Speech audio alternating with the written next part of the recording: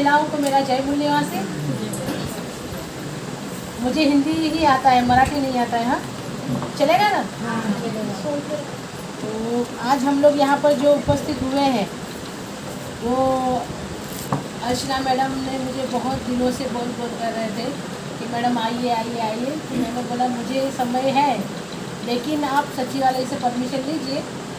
और उन्होंने सचिवालय से परमिशन लिया। और मेरी जो दिली ख्वाहिश थी कि मैं मुंबई में आऊँ और आप लोगों के बीच में बात रखूँ, तो ये मेरी दिली ख्वाहिश ये पूरी हुई है।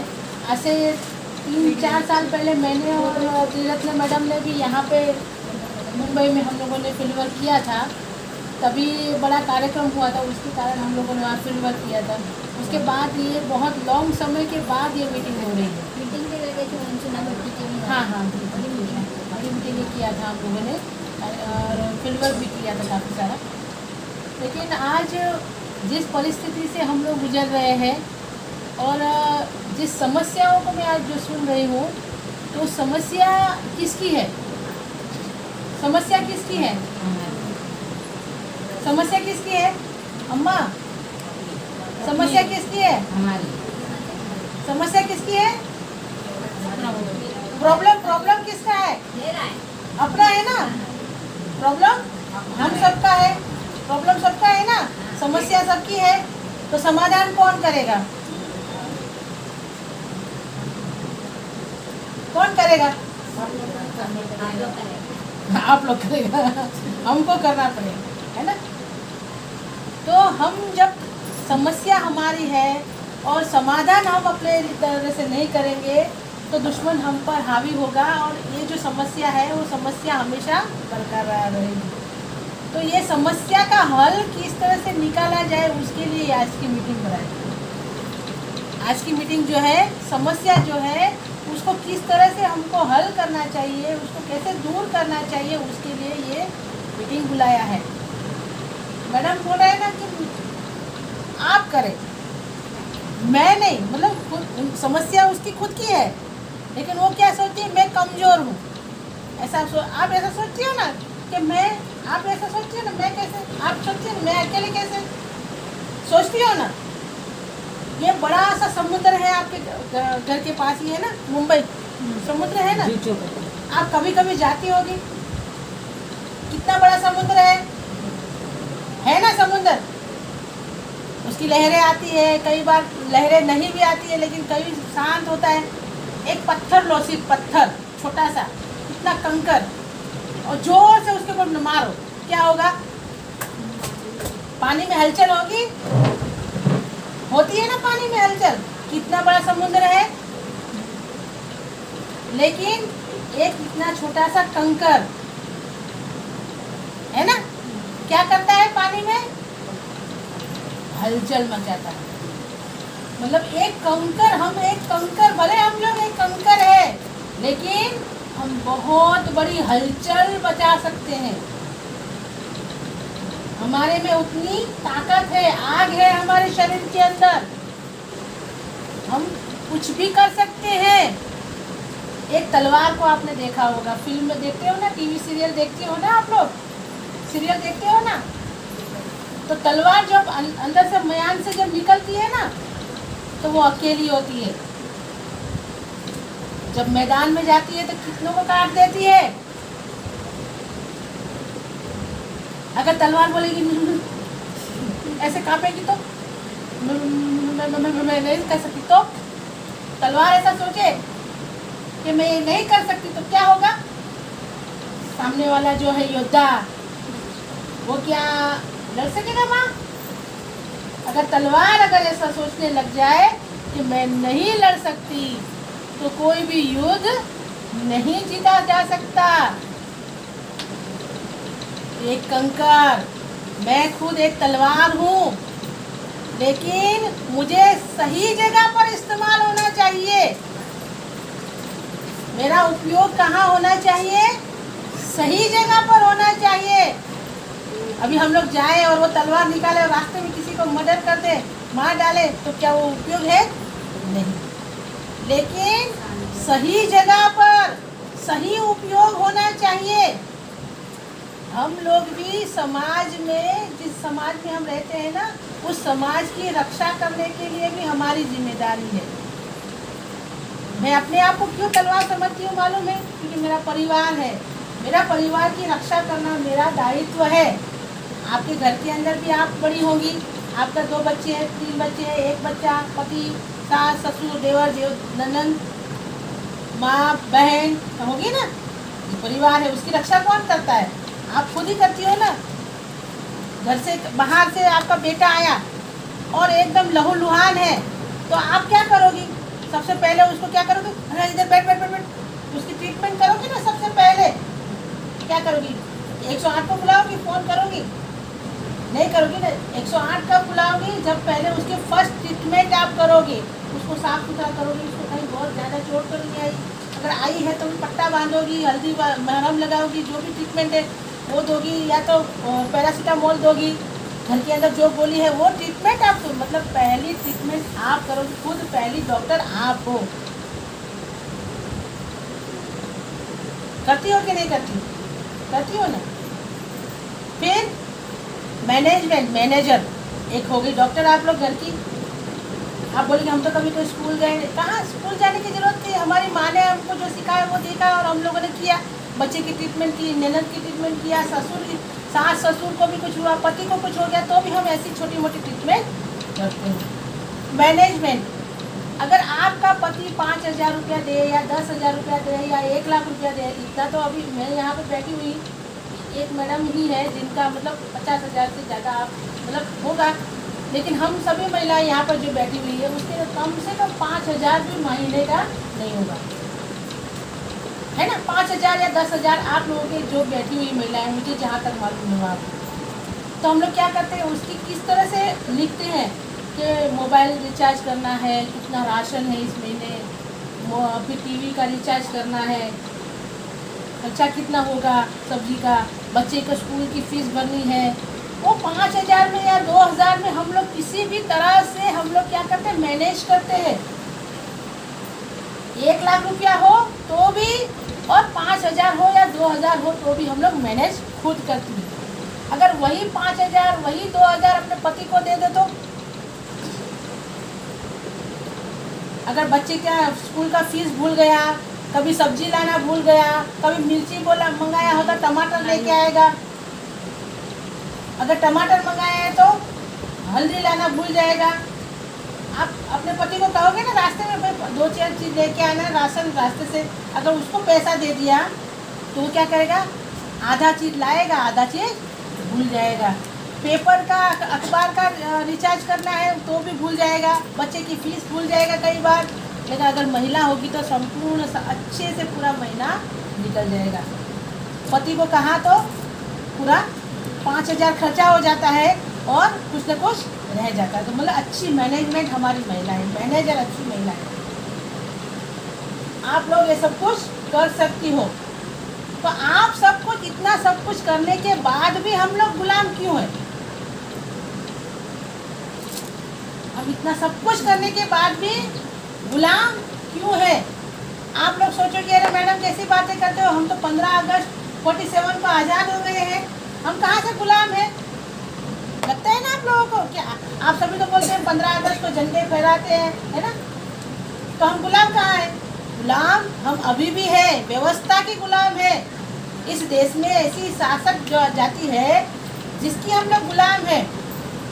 3.5% ब्राह्मणों की हम लोग गुलाम है, और वो 3.5% ब्राह्मणों ने हमारी महिलाओं को गुलाम बना के रखा हुआ है। क्यों महिला को गुलाम बना के रखा है मालूम है? क्योंकि हम इस देश की मूल निवासी है, हम इस देश की मूल निवासी है, हम इस देश की जड़ है, जड़। इतिहास हमारा बहुत लंबा है, अगर कहने के लिए बैठूंगी तो पूरा दिन निकल जाएगा, पूरी रात निकल जाएगी। आप लोग सोचोगे मैडम आपको, आपके घर पे तो कोई है नहीं, हमारे तो घर पे बच्चे, हमको जाने दो, ऐसा कहोगी। लेकिन हम लोग इस देश की शासन थी, रानी थी, महारानी थी। हम महिलाओं के ऊपर इन 3.5% ब्राह्मणों ने ऐसी व्यवस्था लागू किया, हम सभी को गुलाम बना कर रख दिया। लेकिन आज की तारीख में भी हम लोग गुलाम हैं। बुद्ध के समय के अंदर मैडम ने बात किया ना, हम सभी नागवंशी हैं, हम लोग सभी मूल निवासी हैं, हम लोग सभी बुद्ध को मानने वाले हैं। बुद्ध के समय में भी भिक्षुणी संघ हुआ था, बुद्ध के समय में भी भिक्षुणी संघ था, और भिक्षुणी संघ के कारण महिलाओं ने प्रचार प्रसार किया। भिक्षु तो थे ही, लेकिन भिक्षुणी भी थी, और भिक्षुणी ने पूरे भारत के अंदर प्रचार प्रसार किया, और उस प्रचार प्रसार के कारण उस समय चंद्रगुप्त मौर्य नाम के सम्राट का जन्म हुआ। उस समय वर्ण व्यवस्था थी, उस वर्ण व्यवस्था को लात मारते हुए भगवान तथागत बुद्ध ने लड़ाई लड़ी। उस लड़ाई के अंदर महिलाओं ने साथ सहयोग दिया। उस साथ सहयोग के कारण हमारे देश के अंदर प्रथम हमारा चंद्रगुप्त मौर्य बना शासन राजा। हमारे हम मूल निवासियों के अंदर हम जो सोचते हैं कि हम लोग कर नहीं सकते, वो जो कर नहीं सकते उसमें सम्राट बने थे। और आज की तारीख के अंदर वामन मेश्राम साहब के नेतृत्व में 3000 महिलाएं प्रचारक है। महिला प्रचारक उस समय में महिला प्रचारक थी, इस समय में भी हमारे लोग महिलाएं प्रचारक बनी है। 3000 पुरुष और 3000 हम लोग हैं, उन 3000 के अंदर महिलाएं भी प्रचारक हैं। ऐसा मैंने जो बोला उसमें सॉरी, मैं गलती हो गई, 3000 बोल गई महिला। 3000 में भी कुछ महिलाएं प्रचारक है, जैसे कि मैं हूँ तो मैं पूर्णकालीन प्रचारक हूँ। उस समय में जो हुआ बदलाव, इस समय भी प्रचारक बनी है महिलाएं, तो इस समय भी हमें क्या होने वाला है, हमारा शासक बनता जमात बनने वाली है। शासन करती जमात बनेगी, क्यों? महिला प्रचारक बनी है। जब महिला प्रचारक बनती है तो उसको मालूम है कि किससे लड़ना है, क्या करना है, दोस्त और दुश्मन कौन है उसको जानकारी होती है। वामन मेश्राम साहब ने कहा था मुझे 10,000 पूर्णकालीन प्रचारक चाहिए। कितने? 10,000। अभी हमारे पास कितने हैं? 3000 प्रचारक है। जिस दिन 10,000 प्रचारक बन गए, पूरे भारत के अंदर हम हर जिले में 2 प्रचारक रखेंगे, हर जिले में 2 प्रचारक। तो आज़ादी बहुत दूर नहीं है। मैं चाहती हूँ कि आप में से भी प्रचारक बने। हम लोग 5 चीज मांगते हैं लोगों से, 5 चीज: समय, पैसा, बुद्धि, श्रम और हुनर। जिसके पास जो चीज है वो दे। जिसके पास समय है, जैसे कि आप लोगों के पास समय था तो आप लोग यहाँ आए, मेरे पास समय था तो मैं यहाँ आके आई, मैंने अपना समय दिया, ठीक है। जिसके पास पैसा है, जिसके पास पैसा है, तो आप मैडम ने देखो मेरे लिए, आप लोगों के पास पैसा था तो वो मेरे लिए फूल लेकर आए, ये लेके आए, शॉल लेके आए। किसी के पास बुद्धि है तो वो बुद्धि लगाएगा, क्या करना है क्या नहीं करना है, किस तरह से बोलना है क्या नहीं बोलना है।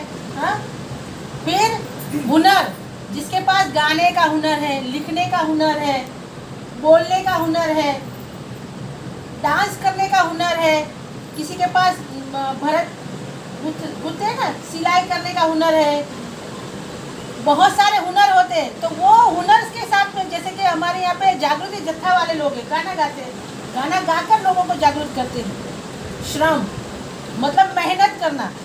आप लोग घर से आए तो यहाँ मेहनत करते हुए आए ना, बिना मेहनत से तो आए नहीं यहाँ पर, ठीक है। ये 5 चीज देना होता है संगठन में। आंदोलन को चलाने के लिए 5 चीज की जरूरत है, 5 चीज आप लोग दिया। उससे भी बड़ी चीज लोग देते हैं। ये 5 चीज, कुछ लोग 100 रुपये देते हैं, कुछ 500, 1000, 2000 श्रम करते हैं, बुद्धि लगाते हैं, मेहनत करते हैं, समय देते हैं। उससे भी बड़ी चीज होती है अपनी कोख की औलाद देना, अपनी कोख की औलाद देना। पैसा तो हर कोई देता है, समय हर कोई देता है, बुद्धि हर कोई लगा सकता है, श्रम हर कोई कर सकता है ना। लेकिन इससे भी बड़ी चीज है अपनी कोख की औलाद देना। मेरी माँ ने अपने 9 महीने मुझे अपनी कोख में रखा होगा। उन्होंने कहा कि नहीं, मेरी बेटी, मैं सरकारी नौकरी करती थी, मैंने सरकारी नौकरी छोड़ दिया और मैं अभी 24 घंटे ये काम कर रही हूँ। तो क्यों? मेरी माँ कहती है कि मैं बूढ़ी हो गई हूँ, मैं लड़ नहीं सकती, मैं घर से बाहर नहीं निकल सकती, लेकिन मेरी बेटी जवान है, वो कुछ कर सकती है, पढ़ी लिखी है, बहुत कुछ कर सकती है। इसीलिए उन्होंने कहा कि मैं समाज के लिए, मेरी आज़ादी के लिए तुझे देती हूँ। तो अगर आपको भी आज़ादी चाहिए, आपको भी आज़ादी चाहिए, तो आपको भी अपने आप से बोलने का कि मेरी आज़ादी के लिए मैं क्या कर सकती हूँ, मेरी आज़ादी के, अपनी खुद की आज़ादी के लिए मैं क्या दे सकती हूँ। तो अपने आप को संगठन को दो, संगठन को दो, प्रचारक बनो। और प्रचारक को हम लोग भूखा नहीं रखते हैं, उनको मानधन देते हैं। बहुत ज़्यादा नहीं होता है, किसी को 2000 होता है, किसी को 3000 होता है, लेकिन उसके लिए जिस तरह से होता है वहाँ उनको खाने पीने की व्यवस्था होती है, रहने की व्यवस्था होती है। तो आप लोगों को अगर आज़ादी चाहिए, आपकी समस्याओं को अगर ख़त्म करना, तो जल्दी से ख़त्म करना चाहते हो, तो आप लोगों को पूर्णकालीन प्रचारक बनना हो। पूर्णकालीन प्रचार, अपनी समस्याओं का समाधान करना है। कब तक हम दूसरों के ऊपर निर्भर रहेंगे? ज्योतिबा फूले जब थे, ज्योतिबा फूले को भी हम लोग खा गए। मैं तो यही कहूँगी, हम लोग इतने भूखे लोग हैं ना, इतने भूखे लोग हैं ना, कि हमारे महापुरुषों को भी हम लोग खा गए। हमारी समस्याएं कभी खत्म ही नहीं हुई। ज्योतिबा फूले और माता सावित्रीबाई फूले ने त्याग इतना किया, बलिदान किया। उन्होंने हमें महिलाओं को पढ़ने लिखने का और शिक्षा देने का, उन्होंने अपने ऊपर गोबर खाया, मतलब कीचड़ अपने ऊपर डाला, लोगों ने मारा, उसके चरित्र पे हाथ डाला गया, फिर भी माता सावित्री कभी रुकी नहीं। और उनको भी हम लोग खा गए। उन्होंने कुछ भी, इतना सब कुछ करने के बाद भी हम उनको भूल गए, उनके आंदोलन को। फिर हम लोगों ने छत्रपति साहू महाराज को भी खा गए हम लोग। उन्होंने हमारे लिए आरक्षण लाए। मतलब खाना, मतलब हम भूल गए। मतलब मेरा शब्द जो है, मतलब हम इतने भूखे हैं। हम अपने अंदर अपनी काबिलियत, हम अपने बच्चे के लिए, अपनी बीवी के लिए, अपने बेटे के लिए, हम उन्हीं में पड़े रहते हैं। हमारे महापुरुषों ने जो हमारे लिए त्याग बलिदान किया, उनको हम भूल गए हैं। जो हमको करना चाहिए था काम, वो हम करते नहीं हैं। साइलेंट कर दो ना। तो क्या होता है, हम हमारे महापुरुषों का जो योगदान था उसको हम भूल गए हैं। तो छत्रपति साहू जी महाराज को हम भूल गए। बाबा साहब आम्बेडकर आए। बाबा साहब आम्बेडकर ने तो हमारे लिए आप ऐसे ऐसे, मतलब हमारे जो शरीर के रोंगटे हैं ना, रोंगटे भी कम है उनका एहसान चुकाने के लिए। मैं हजारों जन्म ले लूँ, मरकर हजारों करोड़ों जन्म ले लूँ, तो भी मैं उनका एहसान नहीं चुका सकती। लेकिन हमारी महिलाओं को मैं कहूँ कि मैडम, बाबा साहब आम्बेडकर क्या हो गया? मुझे तो, मैं ये पढ़ी लिखी किस लिए, मुझे डॉक्टरी का क्यों मिला, मैं इंजीनियर क्यों बनी, मेरे में काबिलियत थी। इसलिए अरे तेरे में काबिलियत थी, तेरी दादी में, तेरी नानी में, तेरी परदानी में काबिलियत नहीं थी? नालायक थे क्या वो लोग? हाँ, हमारे महापुरुषों ने इतना संघर्ष किया, तब जाके हमको ये सब कुछ मिला है। तो हमारी महिलाओं को मैं कहना चाहती हूँ, बहनों, हम लोगों ने जो हमारे महापुरुषों ने जो आंदोलन किया है, और अभी जो हम आंदोलन कर रहे हैं, वो उन्हीं का आंदोलन अभी हम चला रहे हैं। इस आंदोलन को चलाने के लिए हमें महिलाओं की शक्ति की जरूरत है। पुरुषों के 100% संगठन है।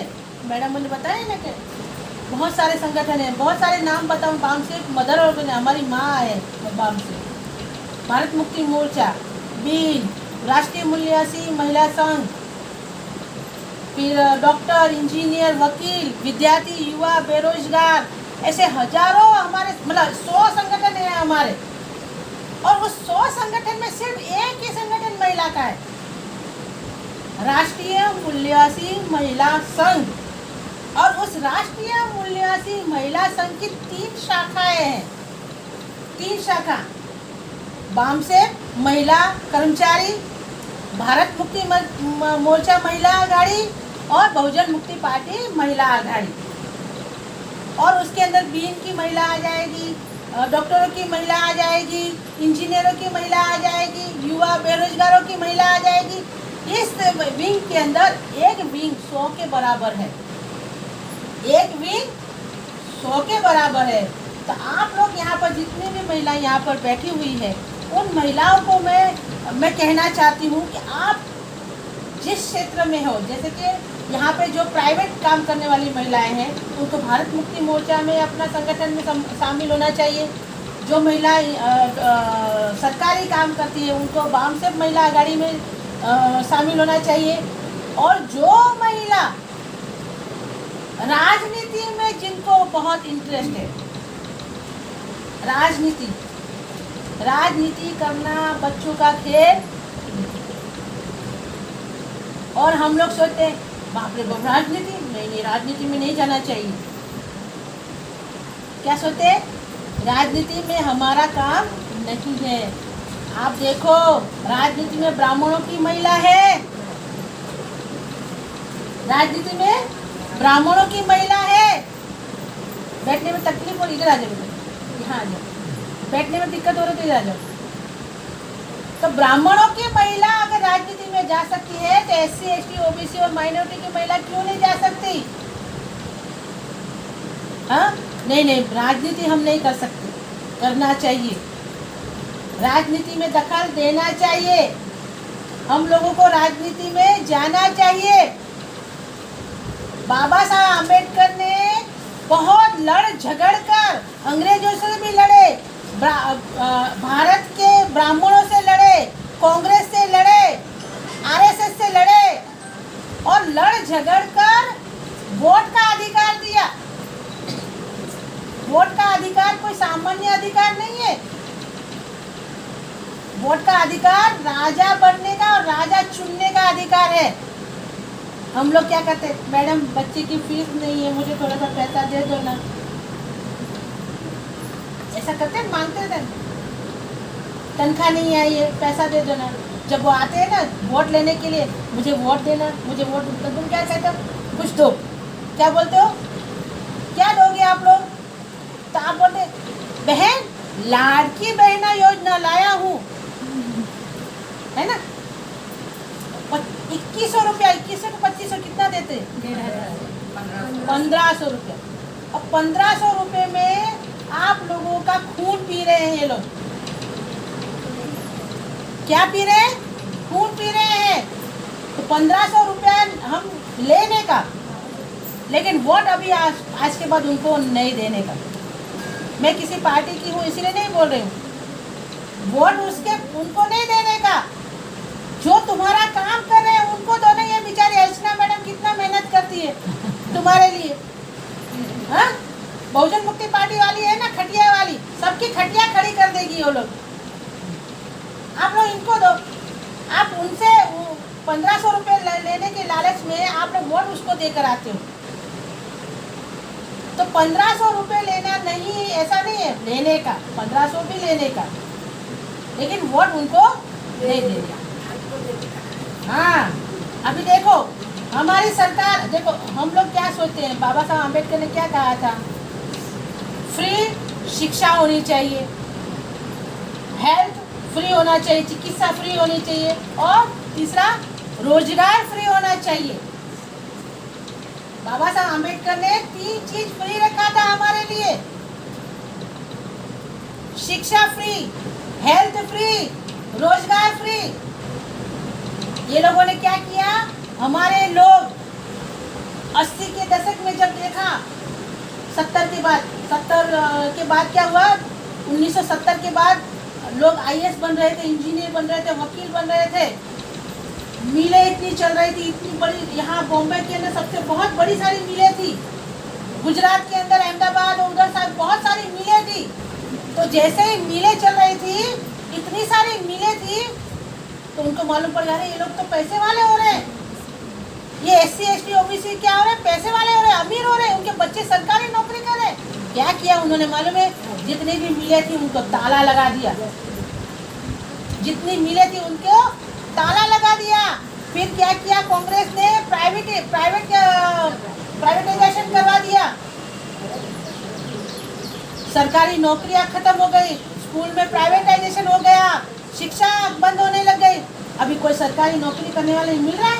कुछ गिने चुने लोग होंगे सरकारी, अभी ये भी 10 साल के बाद ये लोग भी रिटायर्ड हो जाएंगे। फिर शिक्षा ताला लग गया, जो फ्री में मिलनी चाहिए थी सारी शिक्षाएं, स्कूलें बंद हो रही है। यहाँ पर भी महाराष्ट्र में 60,000 स्कूलें बंद हो गई ना, गुजरात के अंदर भी शालाएं बंद हो गई है, उत्तर प्रदेश के अंदर अभी 18 तारीख को भी स्कूलें, कुछ 56,000 स्कूलें बंद हो रही है।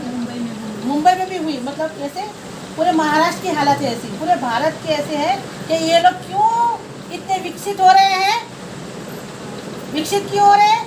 क्योंकि शिक्षा ले रहे हैं। और बाबा साहब अम्बेडकर ने कहा था शिक्षा वो शेरनी का दूध है, जो भी पिएगा वो दहाड़ेगा। तो हम लोग अगर दहाड़ेंगे तो उनकी व्यवस्था कमज़ोर हो जाएगी, उनकी व्यवस्था कमज़ोर हो जाएगी, उनको कभी पसंद नहीं है। इसलिए उनकी व्यवस्था मजबूत करने के लिए उन्होंने क्या किया है, सभी शालाएँ जितनी स्कूलें हैं उनको ताला लगा रहे हैं और वहाँ पर बड़े बड़े मॉल लगा रहे हैं। मॉल में जाने के लिए हमारे पास कोई पैसा नहीं है। बड़े बड़े रास्ते बना रहे हैं, 4 लाइन, 6 लेन, 8 लेन, 10 लेन। क्या वहाँ पे घोड़ा गाड़ी जा सकती है? वहाँ बैलगाड़ी जा सकती है? वहाँ पे रास्ते के ऊपर आप लोग अपना ठेला भी नहीं लगा सकते। चाय का ठेला होता है ना, क्या बोलते हैं, पटरी, क्या बोलते हैं, टपरी, टपरी, टपरी भी नहीं लगा सकते वहाँ पे। भाई मुझे कुछ शब्द नहीं वो टपरी भी नहीं लगा सकते। नेशनल हाईवे है, इसीलिए आप लोग वहाँ पर कुछ रोजगार भी नहीं कर सकते। आदिवासियों की जमीन उन लोगों ने हड़प लिया है, किसानों की खेत हड़प लिए हैं इन लोगों ने, सरकारों ने। और जो किसानों की खेती है, जहाँ पे 6 लेन और 4 लेन 10 लेन रोड हो जा रहे हैं, वहाँ पर वो लोग अपनी दुकान तक नहीं लगा सकते। ऐसे 6 लेन किस काम के? ऐसे 10 रास्ते क्या काम के, जहाँ पर हम लोग साइकिल लेकर भी नहीं जा सकते। हमारे पास तो बाइक भी नहीं है, 4 लेन भी नहीं है। जिस लाइन पे हम चल नहीं सकते, पैदल नहीं चल सकते, वो 10 लेन किस काम का? कोई काम का है? तो हम लोग ये कहते हैं कि आप लोग इस व्यवस्था को बदलने के लिए, जो वोट की व्यवस्था थी, हम लोग देने वाले नहीं लेने वाले बन गए हैं। तो अभी हमको क्या करना है? वोट का अधिकार राजा बनने का था, हम लोग गुलाम बन गए हैं। अभी आप लोगों को लेने वाला नहीं देने वाला समाज बनना है, बिकने वाला समाज नहीं बनना है। कब तक हम लोग भीख मांगते रहेंगे? 500 रुपये लेके कब तक खाओगे? तो हमें, अगर आप लोग बहुजन मुक्ति पार्टी को, मैं पार्टी का प्रचार यहाँ करने नहीं आई हूँ, लेकिन फिर भी अगर आप लोग बहुजन मुक्ति पार्टी को अगर साथ सहयोग देते हो तो आने वाले समय पे हम लोग बहुत बड़ा काम करेंगे। अभी मैं आश्वासन नहीं देने वाली हूँ, लेकिन बहनों, हमें अपने आप को तलवार बनाना होगा। हमारे पूर्वज जो थे, पुरखे थे, वो भीमा कोरेगांव का आप लोगों को इतिहास मालूम है ना, सिद्धनाथ का इतिहास मालूम है ना आप लोगों को कैसे थे। तो हम लोग सिद्धनाथ की औलादे हैं, हमारे शरीर के अंदर सिद्धनाथ का खून बहता है। तो हम लोगों को, सभी महिलाओं को कम से कम, जब भी यहाँ पर मीटिंग लगती है, तो आपको कम से कम 1 महिला को 10 महिला को लाना होगा। मैडम सुन रहे हो ना? 1 महिला अपने साथ, आज से कसम खा लो, ऐसा हाथ उठाओ, कसम खाओ कि मैं कम से कम 10 महिला को अपने साथ मिलाऊंगी। हाथ उठाओ। जो ऐसा करेगी ऐसा सोचूंगी हाँ सही बोल रही है, हाथ नहीं लाओगी। ऐसा हाथ उठाओ, मतलब जो ऐसा नहीं करेगी ऐसा सोच लूंगी कि उसने वो लाने वाली महिला आणल्या. लेकिन मैं- एक यादी आज महिलाचे नाव हाँ आणि प्रत्येकाची एक लिस्ट. हाँ, ये हम लोग करेंगे। ये क्या है मुझे मालूम, मैं ये देखने के लिए नहीं कर रही हूँ, मैं ऐसे जस्ट ऐसा ही कि हम लोग कभी काफ़ी देर से बैठे हुए हैं ना, इसलिए मैंने हाथ ऐसा ऊपर करना है, हमारे हाथ थक ना जाए इसीलिए, ठीक है। तो मेरा ये कहना है, क्यों मैं कहती हूँ मालूम है, हमारे साथ में 10 आदमी को, क्योंकि एक आदमी, मरा हुआ आदमी और जीवित आदमी, उसमें कोई फर्क तो होना चाहिए ना। जिंदा आदमी साथ में 10 आदमी को लेके घूमेगा, अकेला नहीं घूमेगा। मरा हुआ आदमी भी 4 आदमी को लेके जाता है कब्रिस्तान तक, है ना। मरा हुआ आदमी भी 4 आदमी को लेके जाता है कब्रिस्तान तक। तो हम मरे हुए हैं क्या? नहीं, हम जिंदा है। तो हम जिंदा है तो हमको हमारे साथ में संख्या का बल होना जरूरी है। आप लोग घर के आगे या कहीं पे कभी कहीं जाते होंगे, कोई पौधा उखाड़ते होंगे ना, पौधा ऐसे मिट्टी में से, अगर नहीं उखाड़ा हो तो उखाड़ के आज देख लेना। जब भी आप ऐसे मिट्टी में से किसी घास को उखाड़ोगे ना, तो साथ में मिट्टी भी निकलती है, पौधा अकेला नहीं निकलता है। तो हम लोगों को भी इस व्यवस्था, ये ब्राह्मणी व्यवस्था अगर तोड़ना है तो हमको भी पौधा बनना होगा। ऐसे खींच के उस जो हमारे साथ में जो मिट्टी है उसको भी उखाड़ कर फेंकना होगा। तो इस व्यवस्था को बदलने के लिए हम महिलाओं को एकजुट होने की ज़रूरत है। प्रत्येक महिलाओं को अपनी जवाबदारी, अगर हम लोग आपस में ही नहीं रहेंगे, आपस में कोऑर्डिनेशन नहीं करेंगे, दुश्मनों को फ़ायदा होगा। दुश्मनों को फ़ायदा हमको करवाना नहीं। दुश्मन कौन है? आप ऐसा मत सोचा ये मैडम मेरी दुश्मन है ये नहीं, इससे लड़की क्या मेरे को फ़ायदा मिलने वाला है, इससे लड़की क्या मेरे को फ़ायदा, दुश्मन को फ़ायदा होगा। क्यों? क्योंकि हमारा मगज उसके साथ में लड़ने में रहेगा दिमाग। मैं एक बात करना चाहती हूँ, ये बात थोड़ी सी बाहर की है। बुद्ध और उसका शिष्य नदी पार कर रहे थे, निरंजना। निरंजना नदी का नाम सुना होगा आप लोगों ने, गया में। तो नदी में फ्लड आ गया, बाढ़ आ गई, बाढ़। तो एक औरत भी वो पार करना चाहती थी, नदी को पार करना चाहती थी। लेकिन क्या हुआ कि पानी इतना था कि वो जा नहीं पा रही थी, डर रही थी कि मैं अगर बह जाऊंगी तो बुद्ध ने क्या किया, उस औरत को अपने कंधे पर ले लिया। कंधे पर ले लिया तो शिष्य था, वो भी जवान था और बुद्ध थे थोड़े कमज़ोर हो गए थे उम्र के कारण। लेकिन फिर भी उसने क्या किया, उस औरत को देख के उसको लगा कि अरे बुद्ध मुझे डांटेंगे, इसके लिए क्या किया, उसने उस औरत को छुआ नहीं। लेकिन बुद्ध ने क्या किया, उस औरत को नहीं देखा और उसने क्या किया, अपने कंधे पर उसको बिठा लिया। और जब रास्ता क्रॉस कर रहे थे, मतलब नदी को पार कर रहे थे, तब तक उस औरत के जो कपड़े थे, जो उसने कपड़ा बांधा था, वो कपड़ा भी निकल गया। जो जवान भिक्षु था वो पहले पार कर गया नदी को, और जब उसने बाहर आके देखा तब तक उस औरत का जो कपड़ा था वो भी निकल चुका था। तो वो बहुत ही गुस्सा आया, अरे बुद्ध तो मुझे बड़ा भाषण देते हैं, महिलाओं से दूर रहना चाहिए, ये करना चाहिए, फलाना पालन करना चाहिए, ढेकड़ा पालन करना चाहिए, और खुद ही बुद्ध जो है महिला को अपने कंधे पर बिठाया और है ना इधर तक लेकर आए।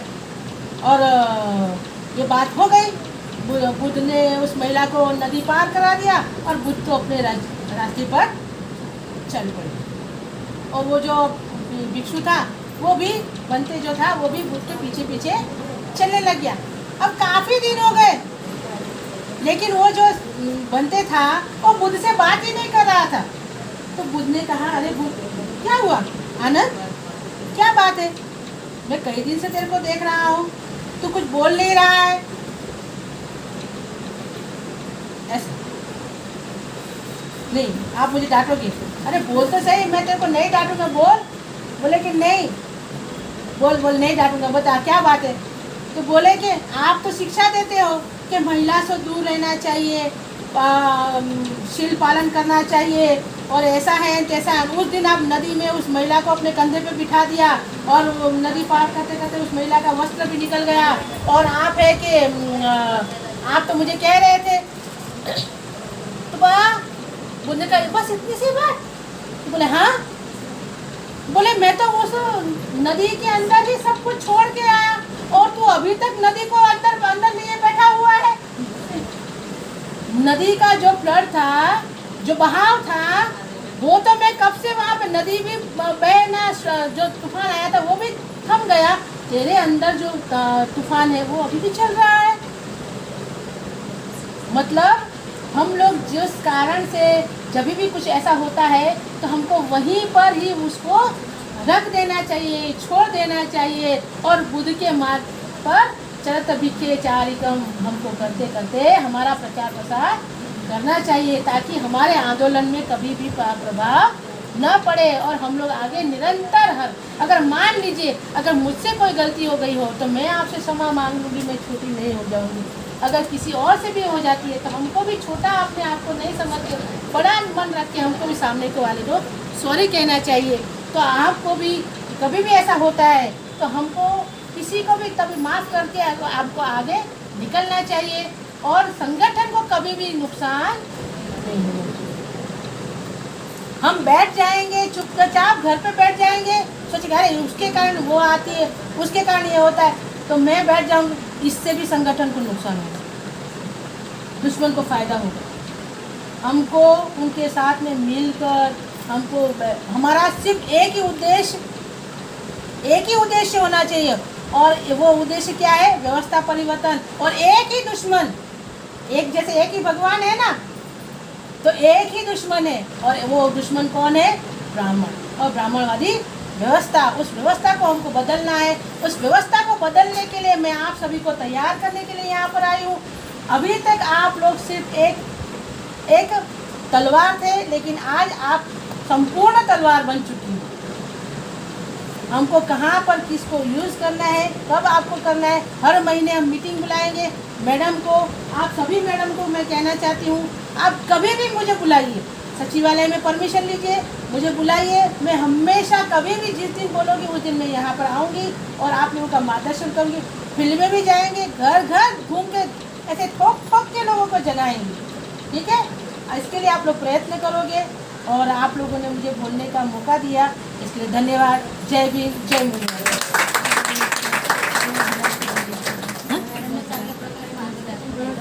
आजपर्यंत तुम्ही सगळ्या तलवारी होत्या, आज तलवारीला खरं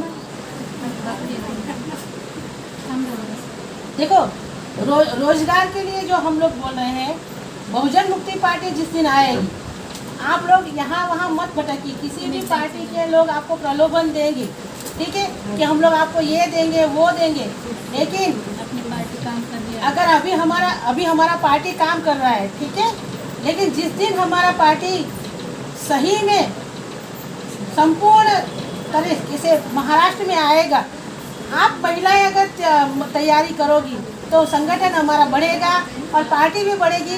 तो हम लोग हर किसी एक महिला, जैसे एक परिवार है, उसको 11,000 रुपये देंगे। मैडम मेरी बात सुनिए, ये हमारा राष्ट्रीय एजेंडा है। ये अभी यहाँ पर बोलने का नहीं था, लेकिन फिर भी मैं बोल रही हूँ, क्योंकि मैं पार्टी का प्रचार प्रसार करने के लिए नहीं आई थी। एक परिवार को 11,000 रुपया दिया जाएगा हर महीने 11,000 रुपया। जैसे अभी आप लोगों को 1,500 रुपये दे रहे हैं ना, हमारा 11,000 का हम लोगों ने क्या कहा था कि हम लोग अगर पार्टी आएगी तो 11,000 रुपये देंगे। हमको कहीं से लेना नहीं है, ये 11,000 रुपये कहीं से लेना नहीं है। हमको कोई शाला बंद नहीं करना है, लेकिन ये जो पेंशन नहीं बंद करना है। अगर हमारी पार्टी आएगी तो हम लोग ये जो लूण खाते हैं, क्या नमक खाती हो ना आप लोग, उसके अंदर टैक्स आता है। मिर्ची लाते हो उसमें टैक्स आता है, आलू भाजी जो भी लाते हो उसमें भी टैक्स देना पड़ता है। उस टैक्स में से आप लोगों को 11,000 रुपये देंगे, और आपके परिवार के अंदर वो 11,000 रुपये कब तक रहेगा? मान लीजिए कि कोई बूढ़ी औरत है, जैसे वो अम्मा है, उसके आगे पीछे कोई नहीं है, तो 11,000 उसको हर महीने मिलेगा।